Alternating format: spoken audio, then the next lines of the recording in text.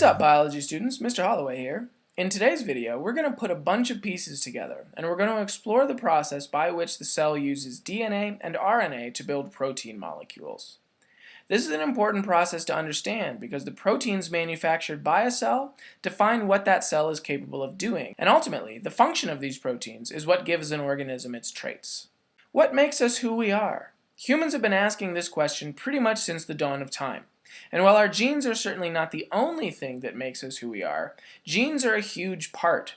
Our hair color, eye color, skin color, blood type, bone structure, facial features, almost everything about the way we look and the way our bodies function is either straight up controlled by our genes or is at least influenced by our genes. Our genes even contribute to the way we act and think and feel and respond to situations in our environment. Our upbringing and our environment also play a big role in making us who we are. But the more we learn about genetics, the more we learn just how much of who we are is influenced, at least in part, by our DNA. So before we go on, it's important to remind ourselves of what exactly a gene is, since they play such a big role in our existence as living organisms. A gene is a sequence of DNA bases that codes for a specific protein.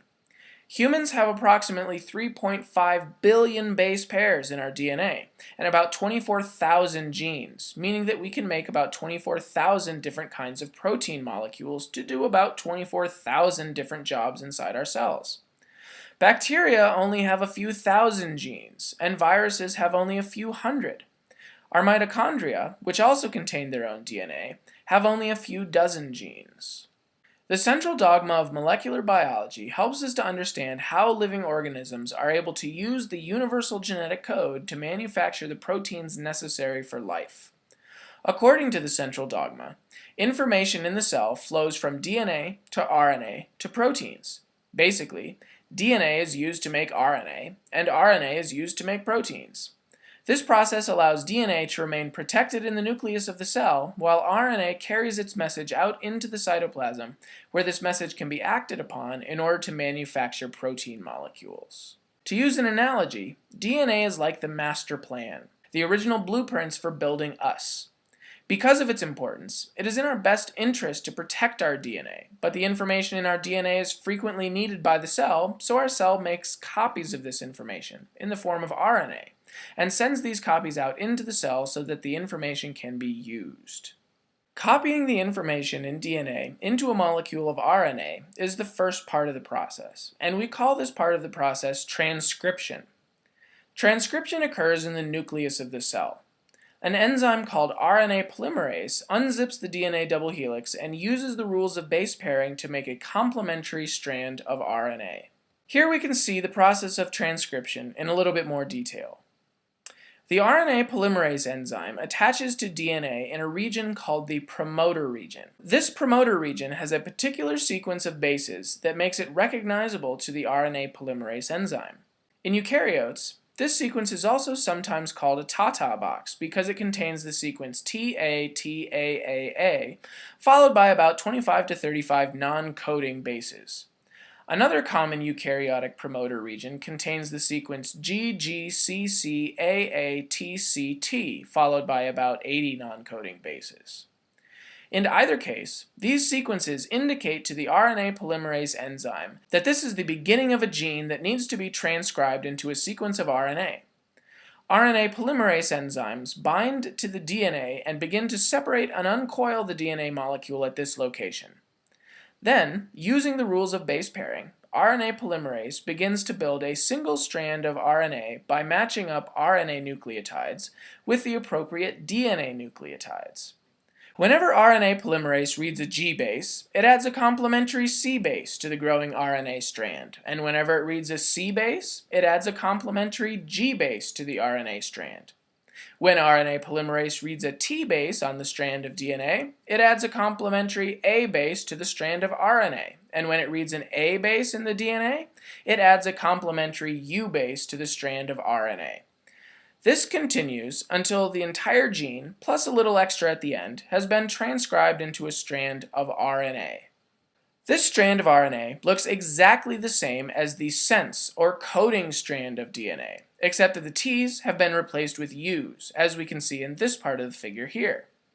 The other strand of DNA, the one that the RNA polymerase enzyme was using as a template to match up the right RNA bases, is called the antisense or template strand because it has the opposite set of bases from the sense or coding strand.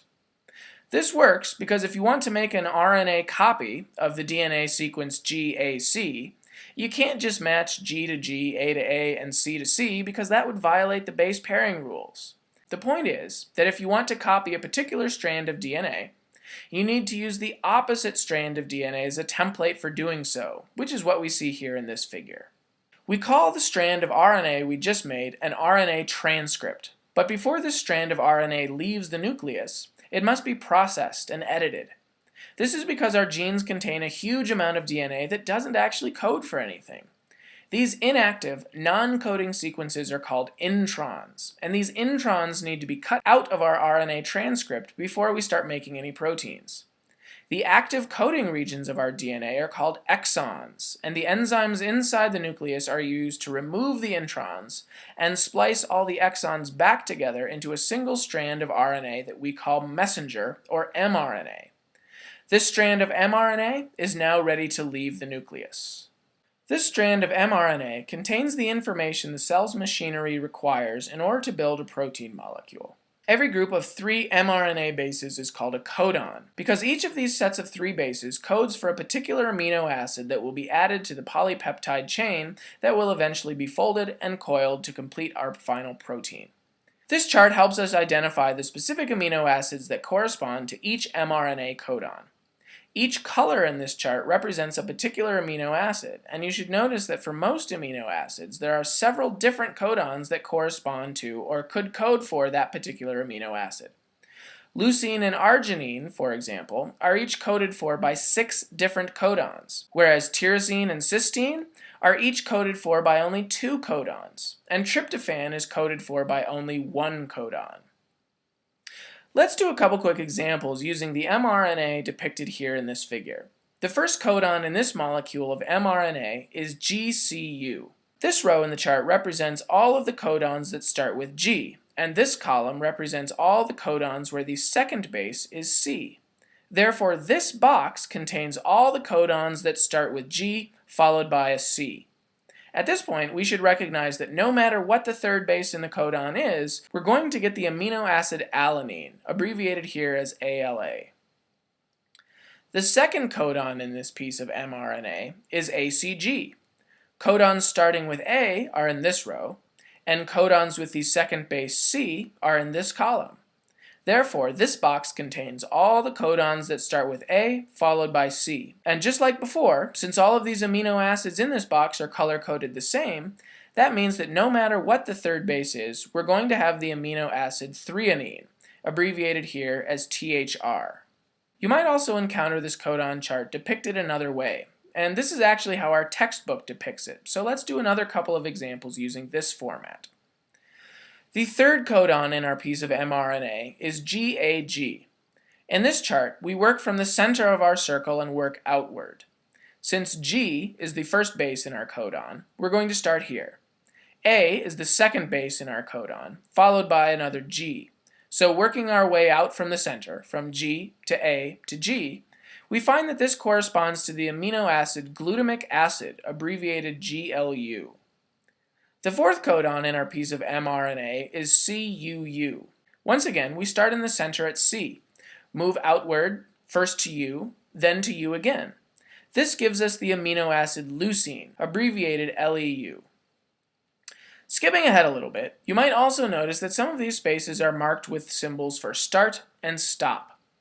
A start codon, AUG, signals the beginning of a protein and always corresponds to the amino acid methionine. Unfortunately, our diagram of mRNA does not contain a start codon for reference.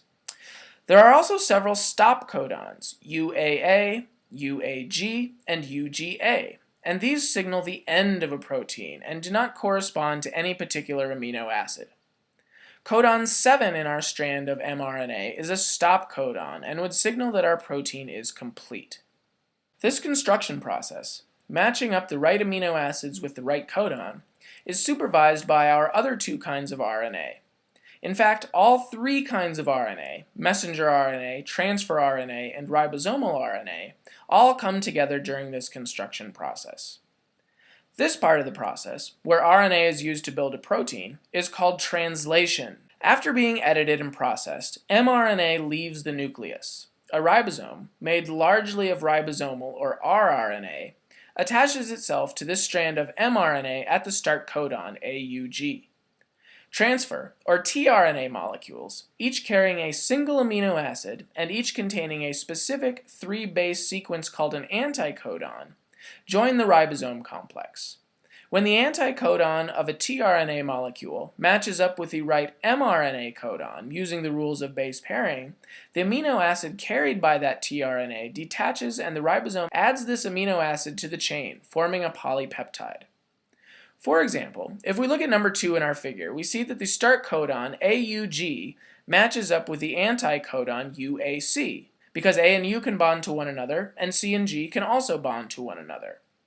tRNAs that contain the anticodon UAC always carry the amino acid methionine, so methionine is always the first amino acid in any polypeptide chain. The next codon in our mRNA is UUC, which matches up with the anticodon AAG, and any tRNA that has the anticodon AAG will carry the amino acid phenylalanine. So phenylalanine is the second amino acid in this particular polypeptide. Finally, we can see that the tRNA carrying the amino acid lysine, and with the anticodon UUU, is about to match up with the mRNA codon AAA. So lysine will be the third amino acid in our polypeptide chain. This process continues until the ribosome reaches the stop codon, shown here as UGA. At this point, our polypeptide chain is complete.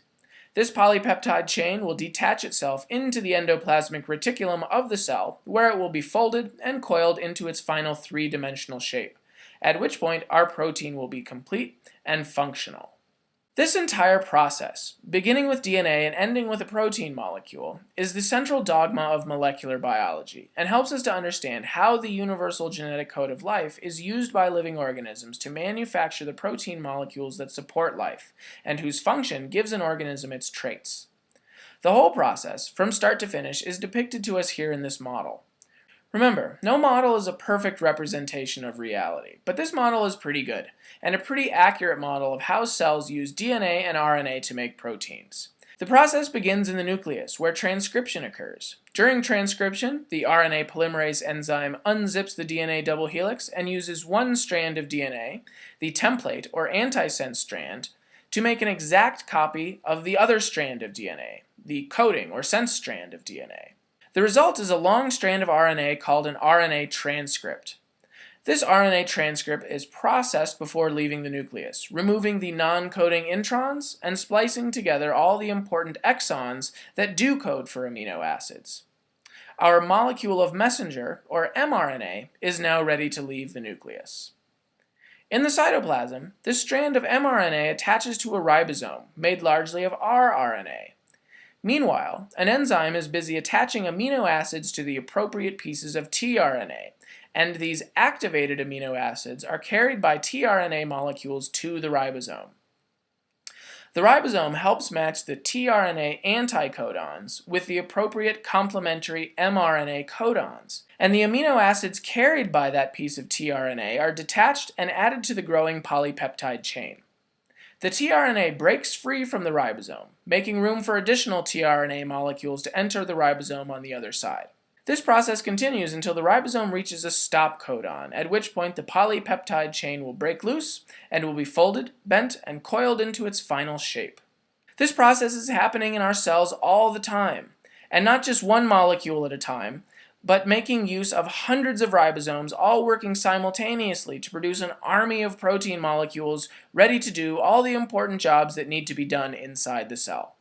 Our lives and our existence depend on these proteins and the functions they perform, whether they are enzymes that help us to regulate chemical reactions involved in metabolism, or our antibodies helping us to identify and fight disease-causing pathogens.